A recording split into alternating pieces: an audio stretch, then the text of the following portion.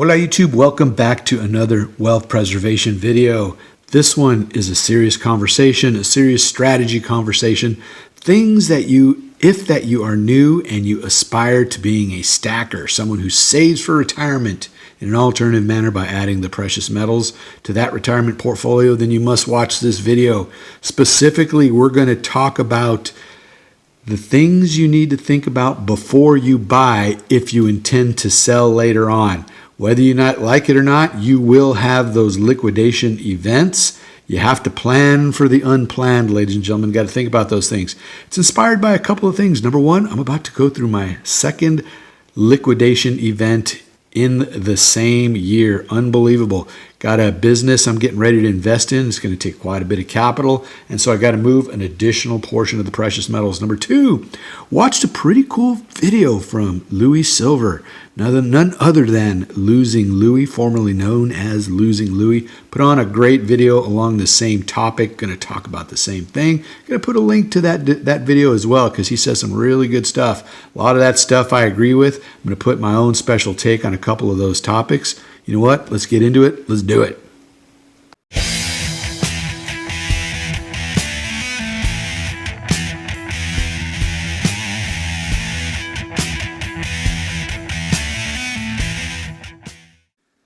So you want to be a stacker. You want to invest in the precious metals. You want to allocate a percentage of your saving for retirement in an alternative manner by adding the precious metals to your retirement portfolio. You want to be a stacker. If you do, watch this video all the way through, ladies and gentlemen. I've been stacking for, more than 10 years now. About Losing Louie, I think about the same. He and I started in YouTube together, I think, with our channels approximately. And we've just known each other for a very long time. I'd consider him definitely a stacker pal for sure. So let's get into it. The topic, guys, is what you should think about before you buy, because eventually you will need to sell. Louie was talking specifically about what happens when you die, right? When you die, your heirs are going to get your precious metals. They're not going to know what to do with it. They're simply going to take it to a local coin shop and unload it. Most places are just going to give you whatever they're paying that particular day for bullion.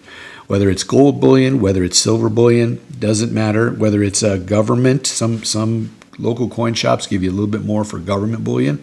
They might break it out into those four categories: generic gold, generic silver, government silver, and simply pay whatever the market is demanding at that particular time. If you have a stack with a lot of collectibles in it, if you are a collector / stacker, then you really need to think about potentially liquidating your stack, simplifying your stack before it is that you kick the bucket. A little history on the silver bean counter, yours truly. I've been stacking for a little over a decade now, adding those precious metals to the retirement portfolio. Hit that 10% of my wealth, of my net worth in precious metals, and have been maintaining that for a couple of years now. Definitely it helped to get the kids off the payroll, right? Help to do that. Help to get the mortgage paid off. And so, yeah, I'm at a stage in my life where I've got that flexibility to shift investments here and there, things like that. Been at this a long time, right? The bean is getting up there. You can call me Old Bean if you'd like, but Old Bean, he's got some experience. I'm about to share a few things with you guys, and so that's sort of it on the history of things. Those of you who've been watching this channel, especially recently, you know that I went through a partial liquidation event this spring. Back in May, made the decision to help the mother get into a house. Purchased the house in my name, of course, but I sold a lot of precious metals, number of other assets to make that happen. At the time, it was probably 25% of my stack. Sold a significant portion of my gold stack, sold a significant portion of my silver stack. Mostly what I moved at during that particular event was the cheap stuff, the cheap bullion grade stuff. Over 1,000 ounces in generic silver, government bullion, including the bulk of my American Silver Eagles. And then I moved maybe a little over 500 ounces worth of collectibles. Now, the key thing is here, it was very, very fast to go into a coin shop and sell the generic gold and sell the cheap government gold. Did not sell any collectible gold to the coin shop. It was very easy to do the same thing with the generic silver and the American Silver Eagles and other cheap government bullion. Very easy to go into the coin shop and do that. What took time was selling the collectible silver. I spent so much time listing things, negotiating with people within the community, because that's where I sold basically all my collectible stuff. Is I sold it within the community via Instagram. And it took a lot of time, right? It took a lot of time individually packaging things, mailing things like that. So that's it in terms of the history. About to go into a second liquidation type thing. Probably sell, another maybe if we say that I sold 75 or 25% of my stack before, probably going to sell at a minimum half of my stack. So that's going to take me way down to the basics. But in this one, I think I'm going to go ahead and pull the trigger and sell a lot of collectibles. So now let's get into the little bits of advice, right? Little bits of advice from a long time, decade-long stacker here on what to think about before you buy. Number one, you got to be honest with yourself. Are you going to spend the time selling your collectibles and getting the premiums that you should be off of your collectibles? A coin shop is not going to do you justice. One of those online bullion dealers are not going to do you justice. They're going to give you a fraction of the premium that might be out there on some of the things that you own. And so you got to be honest with yourself. Are you going to spend the time doing it? For me, the answer to the question is yes. You will see the videos in my channel. I purchase lots of things with higher premiums. I buy a lot more than American Silver Eagles when it comes to silver. I buy a lot more than generic silver. I buy pours, really cool things like this, but I know that I'm going to spend the time researching their value and liquidating. I've got the experience doing it, which leads me to number two. Number two piece of advice is practice. If you think that you might actually be a peer-to-peer seller, spending the time to develop those networks, you need to get some practice. Practice from a number of standpoints. Number one, the packaging, the materials that you got to have on hand, things like that. It takes a lot of time to safely package and package efficiently. It takes a lot of time to do it, so you want to have all your materials and everything ready. You need to practice that. Number three, you need to practice from the standpoint of disconnecting, right? We all have an emotional attachment to the precious metals, to the things that we invest in. We all have an emotional attachment to them. But with your collectibles, it's that little extra thing, because one of the things that happens once you start stacking is you're like, wow, that particular piece I have a personal connection with. Wow, that particular piece speaks to me, so I want to buy it. I want to add it to my stack. You need to develop the skills of disconnecting yourself from your stack, removing the emotions that are involved. Very important for you to do that, because you're going to get to the point where you want to sell some things and you're just not going to be able to. And then you're going to die, and your heirs will simply just take it in and do nothing with it. They'll just let it go anyway. So you want to make your stack work for you. You want to manage your stack. Things get with a really high premium, get it out of the way, get it out of the stack, put something in that makes more sense in the event that you have a rapid liquidation event that you got to go through. Next thing, be organized with your stack. And let me give you an example here. This piece off to the side here looks pretty awesome. Some of you who have been in the community watching YouTube videos for a long time, you might recognize this piece, especially when I flip it over here. So you see that logo up at the top, that letter V? Any guesses what this is? Those of you who have been around, you know that that logo belongs to the Vulcan. No longer around. He's not very active in the community. Every once in a while I see him make a comment on a video or something like that, but he's not actively pouring, not actively making videos himself. I guess you could say he's semi-retired. But because his stuff was so hot, I mean, his stuff sells for a nice little premium. Nice little premium. I have no trouble selling any of the old Vulcan pieces, and I have sold Vulcan pieces before, have no trouble selling them, and they always fetch a very nice premium.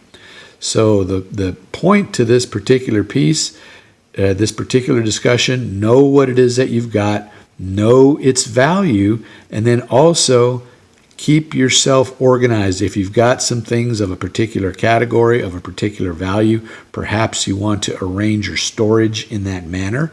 You know, I've got a monster box of community pours. That's what's in here. If I see something that triggers me to sell something, I know exactly where to get it.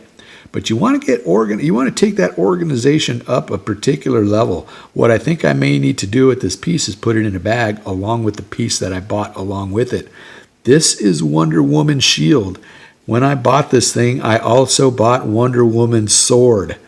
I could not find it. I dug around in my safe for a half hour just to get this material organized for this video, and I could not find Wonder Woman's sword. Is it in that monster box? Yes, it is. I'm sure it's just down at the bottom, buried under something else. Got to dig it out, stick it in a plastic little baggie, along with Wonder Woman's shield there. Am I going to sell it soon? Yes, I think I will. This opportunity that I've got to invest in a business, pretty good opportunity. It's going to come in the future within the next several months. And so I probably need to start moving things now because it's going to take some time. You know, when it comes to collectible gold such as this, pre-33, it's a half an ounce of gold. Nice piece of gold. I need to look at this. Does it make sense to sell this within the community? Does it make sense to sell it on eBay, or should I just take it in to a local coin shop? This particular piece, I know I will have to sell this either on eBay or within the community. This is a 2018 reverse proof gold Libertad. This was the first year that it came out, and it's appreciated quite nicely. Quite nicely indeed. You look on eBay for what this is going for, and it's commanding quite the premium. So I will not be able to take this into a local coin shop and sell it. I'm going to have to sell it peer-to-peer. And I consider eBay part of that peer-to-peer opportunity. Let's talk specifically about eBay for a moment. We already touched upon practicing your packaging, right? You got to get good at that. Number two part of that is you got to know that you can source your shipping from them, your shipping charges. They do a pretty good job of providing discount shipping prices. You got to have a printer that can print the labels for you, get them onto the packaging material. Quite frankly, eBay is a good source of the packing material itself. You can buy those bubble envelopes for like 20 cents a piece. So long as you buy them in bulk of, say, quantities of 100 or something like that, you can really drive that cost down. Maybe you can even find a better deal than that. And then finally, regarding eBay, you have to understand how the application works, how the website works. You have to know how to price your things from a buy it now standpoint. You have to know how to use reserves in the event of an auction. And you have to be able to see who it is that is buying your stuff and look at the feedback of those individuals. As a seller, you have the right to not sell even if somebody does something. I mean, if you sell something of a highly collectible value on eBay and you see that they've got 1 or 2 or 3 experience points, if you will, and the feedback is either not there or is negative, a flag should go up. Perhaps you don't want to ship that to that individual. But if you've got buyers that have a lot of experience buying, no problem, no risk, very little risk, let's say, in putting something in the mail and shipping to those individuals. So now let's talk about things that work, things that don't work. This particular piece right here, these two pieces, this is actually from Louie Silver. Louie Silver is a pouring dude, part-time. He likes to mess around, pour his own silver. And these two dual pistols here I got from him. And a funny little thing that he sent this pistol along with. Happy to have this to the stack. This is going to be a perma stack type thing. This is one of those things where it'll end up in a coin shop, sold for not a whole lot of premium, probably below spot, if you think about it, but that's okay. I get enjoyment out of owning this stuff. But at the same time, when it comes to the bulk of my stack, and those of you who are also stackers, you need to think about this. Yes, you want to have fun. Yes, you want to enjoy your stack, but don't make the bulk of your stack silver that you are emotionally attached to. Or if you do, figure out how to get unemotionally attached to it. But I like poured silver. We talked about the Vulcan poured silver. We got reckless metals here. I will continue to stack reckless metals. I have made the decision to continue to stack collectible poured silver because I have the experience. Hundreds, if not thousands, of transactions under my belt, both combined on social media as well as eBay. Another piece of advice is if you are going to be a social media seller, a couple of bits of pieces, right? I don't consider YouTube to be a very good place to sell precious metals. I do see a lot of people with their auctions, but my goodness, they've got a lot of people in those auctions. Sometimes the bidding takes forever. Yes, the premium you may get, it could be a little bit higher, but I want to sell more than 5 pieces in an hour. I watch some of these videos and it just goes on and on and on. Myself, I can't sit through an auction like that where just the bidding just continues forever and you get through 5 pieces. Can't do that. I got to move a whole bunch of precious metals, and listing things is a heck of a lot quicker, more efficient, allows you to move more of your stack than an auction does. Now back to the social media, it's still a very valuable way to do it because there's no fees involved. I mean, it's peer-to-peer and you're in control. If you ship something to an individual via social media, if that package shows that it's arrived, as far as I'm concerned, contract fulfilled. Person calls me up and says, hey, I don't have it, but the mailman says and the tracking says that it arrived, well, that's that guy's loss. That is that individual's loss at that particular time. Unfortunately, that is my take on that particular issue. But point I'm trying to make regarding social media is you've got to develop that network. You can't just all of a sudden appear on social media because nobody will buy from you, right? Nobody knows you. You have to have experience. You have to have experience. You have to have developed relationships as a buyer. You have to have developed relationships as a seller, and it takes a long time to do that. That was really the primary reason for me. I got 2 main reasons for starting this YouTube channel. Number 1 was to develop that social media network. That's number 1. Number 2 was, I just have fun doing it, right? I have fun talking precious metals, strategizing with you guys. You guys are a big influence on my stacking, big influence on my thought process, and I appreciate you guys who have partnered with me over the years. Let's get into some of the other categories here. You get just crazy stuff like this. Things that just capture your eye. These are awesome. Comsco Mint Tiger here. I need to research it. Is it fetching a pretty nice price on eBay right now? What's the value of this thing? I don't know. I got to research it, but daggum, it's hot. I am happy that I have added it to my stack. I'm happy that it's a part of my stack, and I'm going to sell this thing, but I'm going to list it for the price that I want to get out of it. If it does not get that price, it's not going to leave my stack, and that's fine with it because I've got other stuff that'll help me get there. Same with this thing here, this high relief King Arthur coin here.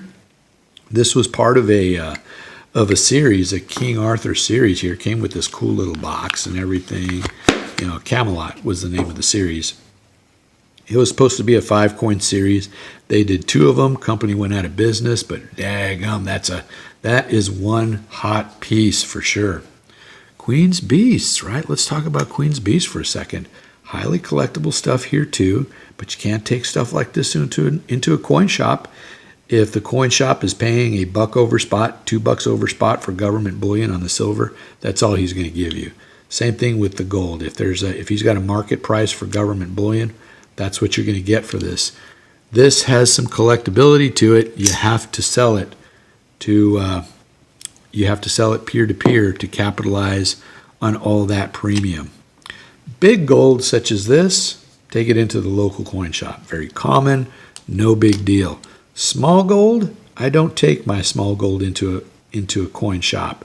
All my small gold, 10th ounce gold coins, Krugs, maples, whatever, I'll sell those on social media to capitalize on the premiums of small gold. This not only is this small, this one here too, but it's also collectible. This is the 50th anniversary of these coins or something like that. So I don't recall what the name of the series was, but there were 5 coins in it. I think I do have the other one here. Yeah, here's the $50.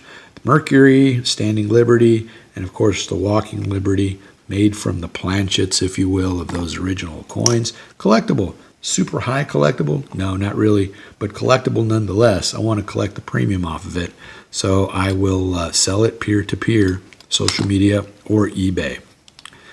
Now, this panda right here, you pay a small premium for it that you might versus American gold. This is just a 1/2 ounce of Chinese gold here, the panda, the gold panda. But these are not all that favorable right now, right? You can't. I've tried to sell this particular piece on social media before.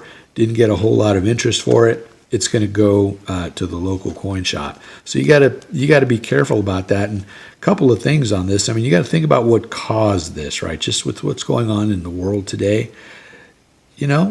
Myself, I probably just want to get it out of my stack, just to get it out of my stack. With these guys here. So whatever, and I think a lot of people feel that way. They're just simply not going to want to buy it. Let's talk about other encapsulated stuff, right? And I've got tubes and tubes of these things that you pay a little extra premium for. Perhaps it's more than the price of an American silver eagle that you might pay for silver like this. Just collectibles. This whole tube is silver shield, silver bullet, silver shield. This is an old Freedom Girl. What do we got here? There's a political one. These are a couple of copper pieces here. But there's some old silver shield in here that's probably got some premium to it. But I cannot sell it. I cannot sell it at a local coin shop. It will not get me the premiums that I invested in it. And man, these are pretty hot, some of these pieces here. Looks like I got some duplicates. Oh, this is a double reverse, if you will. See some more Freedom Girl in there. There's some old ones, right? Some old ones that probably got a pretty decent premium on that will not be captured at a local coin shop. So maybe you don't buy those things. Maybe you leave it up to everybody else to collect it, or maybe you minimize how much of that stuff that you actually buy if you do not intend to spend the time to sell it. Some old wildlife stuff, elephants, some more wildlife stuff. What do we got here? 30th anniversary Canadian maple here. When I bought it, probably had a higher premium on it versus just a regular Canadian maple. I don't recall. Just bought one. You also got to think about, do you want to get involved in selling things onesie-twosie? It takes a lot of work if you sell things onesie-twosie. So do you want to do that? Do you want to get involved in stuff like that? Got to think about that kind of stuff. Is it worth the premium that you're going to get by? Because none of this stuff, at the end of the day, I don't want to say none of it. very few pieces are going to command just a massive premium on it. Some of it does, right? There are certainly some things that does command a massive premium, 2-3 times spot, 4 times spot or higher. But most of it, you might get a little extra premium. And so you got to think about it. Is it actually worth it? Do you want to invest the time in doing it? Let's talk about vintage for a second. I love vintage. I particularly love buying it when I can find it in a local coin shop. This particular piece here, found it on an auction site, Minerals Exchange. Perhaps you guys are familiar with it. But I paid about $31 and change for this piece. $31 and change per ounce. 10-ounce bar here. So just do the math. And I'm okay with that. A little bit high, right? Normally I like to find my vintage in a local coin shop where I get it for whatever the market price is for their generic silver. Most coin shops, $4 or $5 over spot. That's how I like to buy it. But I'm a collector at the same time. And if I see something that is reasonable, that I believe that I can sell either for the same price or maybe even a little bit more, I'll go ahead and pull the trigger on it. Most of the time, though, I like to find it on the cheap. These here, we've got 2 A-mark stackers, but you can see the bottom there is a little bit different. One on the left, A-mark Precious Metals. One on the right, USVI Ingot Company. But, obviously they were made in the same manufacturing process. I've got duplicates of these. Am I going to dip into the vintage in this liquidation event? No, I'm not. I'm going to keep all the vintage. But you can see that I've got 2 stacks here, right? 2 stacks of these A-mark stackers here, 10 of them all together. I may sell 8 and keep a pair. This particular one I'll keep. Look at that nice toning rainbow right in the middle there. Just the natural sunlight coming in through the window. Lighten that up. Looks pretty hot. So, lots of things you can buy. Lots of things you can buy, ladies and gentlemen. You got to realize that if you're stacking for your family, do you really want to make it difficult for them to have to sell and capture all those premiums? Or do you want to sell your family short by buying a bunch of premium stuff that they're simply going to take into a coin shop and unload it? Why buy this stuff? Yeah, it's fun to own. You do get a pleasure out of owning it. But at the end of the day, ladies and gentlemen, you can't take it with you. You just can't take it with you. So minimize it. If you don't intend to do the work involved in selling your precious metals, minimize it. Be smart. I consider myself one of the most down-to-earth stackers in the stacking community here. That is my advice. There's a lot of bad advice out there, ladies and gentlemen, a lot of flash, a lot of glitz, a lot of glamour out there. While I think there are pieces of good advice in there, you just got to be careful because it may not all be there for you, right? It may not all be for you. And then you got a lot of new stackers out there with their YouTube channels, and do they have the experience? Once again, I consider myself one of the most down-to-earth, honest, right? I'm not trying to impress everybody. I'm just a dude with a YouTube channel trying to have a good time.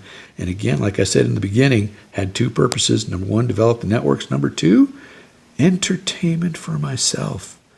So I do know how to move this stuff in the event it comes time to move, and I've got practice at it. I've done it before. I've got experience. I know the amount of work that's involved, and I know my family will not do it at the time that I kick the bucket. So do them a favor. Do yourself a favor. Simplify that stack. Keep it simple. Sure, have some fun. Sure, buy what you like. You just got to think about the repercussions of it. All right. Ladies and gentlemen, what do you say? What do you say? Post in the comments below. Do you agree? Do you disagree? Would love to hear any challenge that you may have. Please like, please comment, and please subscribe. See you on the next one. Take it easy, guys.